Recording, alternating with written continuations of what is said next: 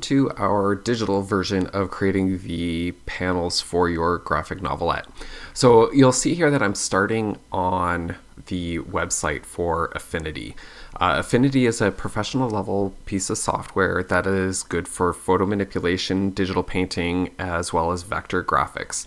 There are 3 different pieces of software that Affinity produces. One is Photo, the other is Designer, which is the one we're going to be using today, as well as Publisher, which is fairly new. So this is the one that we're going to be primarily taking a look at. And what I want to show you here, which is kind of really generous, is the 90-day free trial of these software packages for Mac as well as Windows users. So it's a really powerful tool. It's excellent. I personally highly recommend it. In fact, I find it just as intuitive as Photoshop for those of you that might be kind of coming over from the Adobe platform. So what you would do here is just come in, make sure that you're taking a quick look through, see it, make sure that everything's okay, and then you can go in and look at downloading the trial versions, right? So let's come on in, right, and you're just going to click on the free trial depending on which of the platforms that you are wanting to use here. Okay, so quickly you could download the software and then just get that loaded up on your computer and then continue with the rest of this tutorial. So I'm going to switch over now, and the first thing we're going to do is we're going to create a new document. So I'm going to go to File, New. I'm going to make sure that I'm selecting the print option, and I'm going to be setting my page width to 8.5 by 11, my resolution to 300, and my document units to inches. Right, you can change this to whatever you might be more comfortable with. Everything else is the same, but the really important thing that I want you to do here is to make sure that the Create Artboard is selected so that it's really easy to end up creating the individual pages for our graphic novelette. Right, so I'm going to hit Create, and the page shows up in the center of our screen. What we're going to be using is a grid system in order to be able to help us, similar to the dot paper or the graph paper that was in the previous tutorial. In order to control this a little bit better and make the squares a little bit more manageable, is we're going to go to View, and we're going to select Grid and Access Manager, and we're going to select the 1 centimeter square and create 2 subdivisions in order to create our background grid that we're going to be able to use in order to kind of really help us out here. Okay, once we've gone through, we're going to hit Close, and we have a grid that won't print, but it's still there in order to help us with the creation. The other thing that we're going to do here is under the magnet tools, we're going to turn on some snapping, and this is going to make it really easy to make sure that the spacing between each of the panels is really accurate. Okay, so snap to grid right here as well. So based on the last video tutorial, I know that I'm going to need 5 different pages. To do this, I'm going to set up my layers. Okay, I'm going to just drag this out so it's a little easier to see, and I need to make multiple copies. Okay, so I'm going to change the name. This is page 1, and now I'm going to create a copy of this by clicking and dragging down to the new sheet of paper. And when I take this across, I'm holding Shift to keep those 2 pages lined up. Now I have my page 2. I can select both by holding the Shift key, and again I'm going to click and drag these down to the new page, and that's going to create 2 more copies. Again, holding Shift to move those around side by side, and so now I've got, this is page 4, and when I click on this one here, I know that this one is page 3. And to remove these around, I'm going to click, I'm going to just drag this down and make sure that the blue line that is highlighted extends all the way across the layers palette. If it's just kind of hovering indented, that means it's going to nest, and we don't want to be doing that right now. So we're going to move that down, and we're going to move page 2 up and page 4 down, and I need to create one more copy. So again, I'm going to click, drag, and this one here, I'm going to drag over holding shift to create page 5. Hit return in order to apply the name change to the layer. Okay, so scrolling back over, I'm going to select the artboard that I want to work on, and now I'm going to start drawing in my individual panels. Okay, this is actually a pretty easy process. It shouldn't take you very long at all in order to be able to get them all filled in. So over at the side, we have some basic shape tools that are available to us, and we're going to be primarily using a rectangle tool here. And I want to make sure that the outline is turned on. Right? So under color, I'm going to select the hollow circle. This is the outline, and I'm just going to make this easier to use here. I'm going to turn my black on all the way so I have a black outline, and I'm going to increase the width of that black outline up to 1 point under the stroke palette.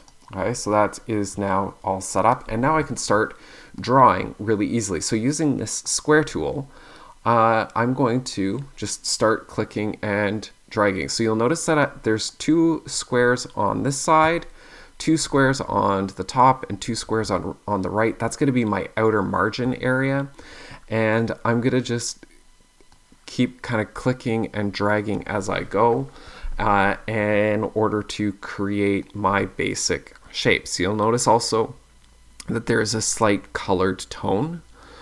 This makes it really easy to be able to see where the individual panels are located. All right, I'm going to come back in, right, maintaining that one box in between each of the panels. Okay, so just like that, now I have my first page already created. What I would recommend doing is using your text tool. We're going to use the frame, right, and I'm going to just drag that in, and I'm going to start to put my notes in, similar to what we were doing in the other activity.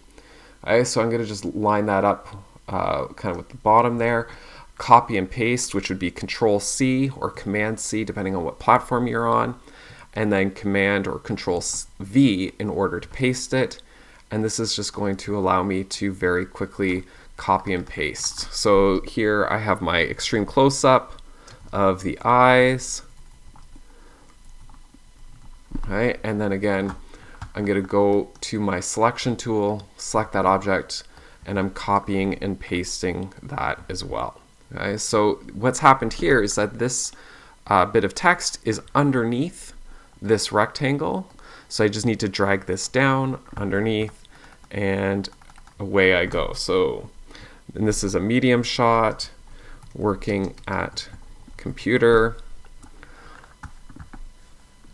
Go to the selection tool, copy and paste. I'm going to just move this over here, and again, just quickly going through and providing my labels. So close up, and this is going to be of a clock. All right, and I'm looking at my other notes. I actually have the shape of this incorrect. I want this to be smaller. So the beauty of working digitally is that it is really, really easy to make some quick adjustments. All right, so there's page 1 done. Oh, need to add the other little label here, and this is going to be also a close-up of hands on keyboard. Right, so page 1 done. Moving through, okay, onto page 2, it's a very similar structure. I'm going to just quickly draw in the basic shapes. Okay? Again, making sure that the outer margin is 2 boxes, and the inner ones are going to be 1. I want this one to be all the same size, so I'm going to be copying and pasting. This one's too big, so I'm going to move it over, change the size of these a little bit, okay, in order to make this the same. So I wanted them all the same size. It doesn't quite work out, so I'm going to make the middle one just slightly larger than the other 2, and again continue on with the drawing.